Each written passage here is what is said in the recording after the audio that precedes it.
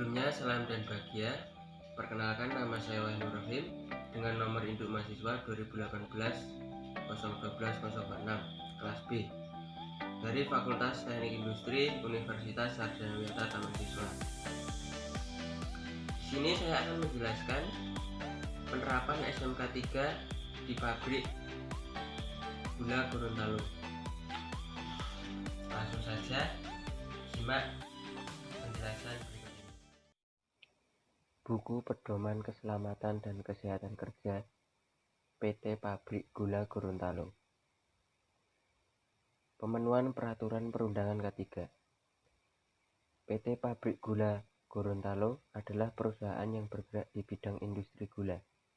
Bisnis utamanya adalah memproduksi gula untuk dipasarkan, terutama untuk pelanggan yang berada di daerah Sulawesi. PT Pabrik Gula Gorontalo terletak di Desa Gendaria, Kecamatan Lakea, Kabupaten Gorontalo.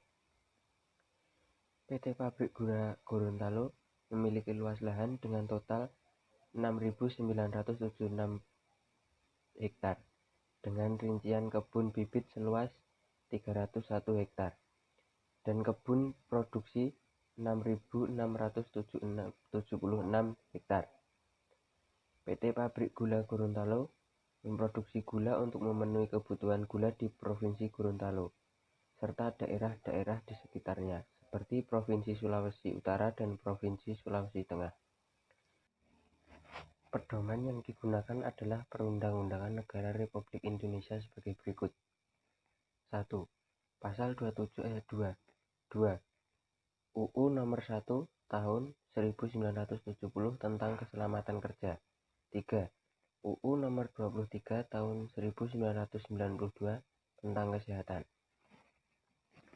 Peraturan yang wajib dipatuhi terkait penggunaan APD pada tempat kerja. 1. Wearpack. 2. Helm safety. 3. Sepatu safety. Penyelesaian masalah ketiga.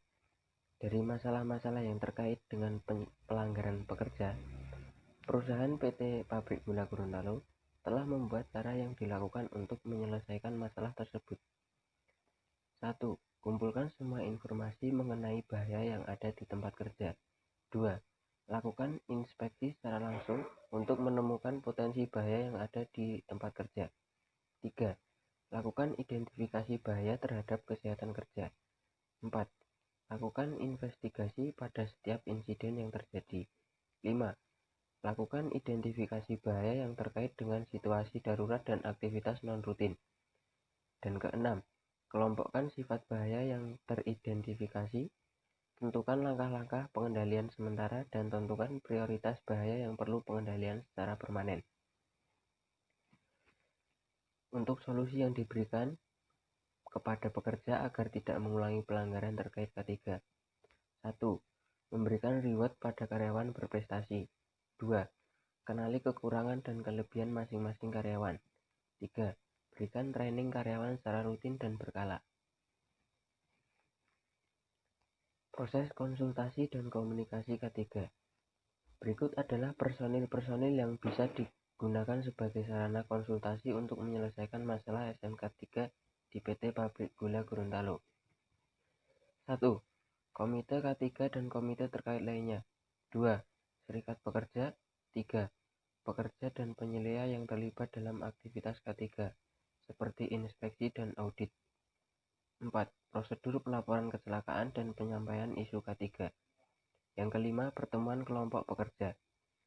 Adapun sarana yang digunakan untuk melakukan komunikasi terkait isu-isu K3, pelanggaran yang sering terjadi di lingkungan kerja yaitu 1. Observasi. 2. Interview. 3. Dokumentasi. Masalah yang ada adalah para pekerja sering mengabaikan penggunaan APD. Hal tersebut juga salah satu faktor penyebab kegagalan dalam menjalankan sistem manajemen keselamatan dan kesehatan kerja atau SMK 3. Dari masalah yang ada tersebut, maka akan dicatat dan diserahkan kepada pemangku kepentingan supaya dapat teratasi sebagaimana mestinya agar menekan tingkat kecelakaan kerja. Penerapan sistem manajemen K3. Upaya yang dilakukan perusahaan dalam menerapkan sistem SMK3 yang bertujuan untuk menekan angka kecelakaan adalah sebagai berikut. 1. Pemantauan dan pengendalian kondisi tidak aman di tempat kerja. 2. Pelatihan dan pendidikan K3 terhadap tenaga kerja.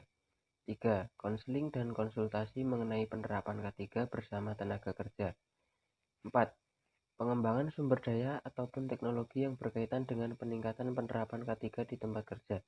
5. Prosedur dan aturan K3 di tempat kerja. 6.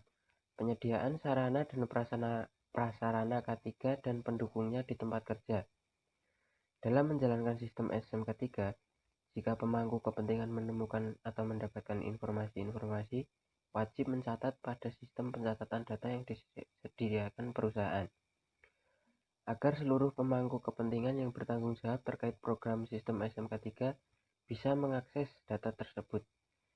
Adapun pemangku kepentingan yang dapat mengakses data tersebut yaitu 1. Manajer, 2. Komite K3, 3. P2 K3, 4. Penyelia. Jika terjadi perubahan SOP atau prosedur, pemangku kepentingan wajib mengkoordinasikan dengan personil yang lain untuk mempertimbangkan aspek-aspek keseluruhan agar bisa menganalisis dampak-dampak yang kemungkinan timbul karena perubahan tersebut.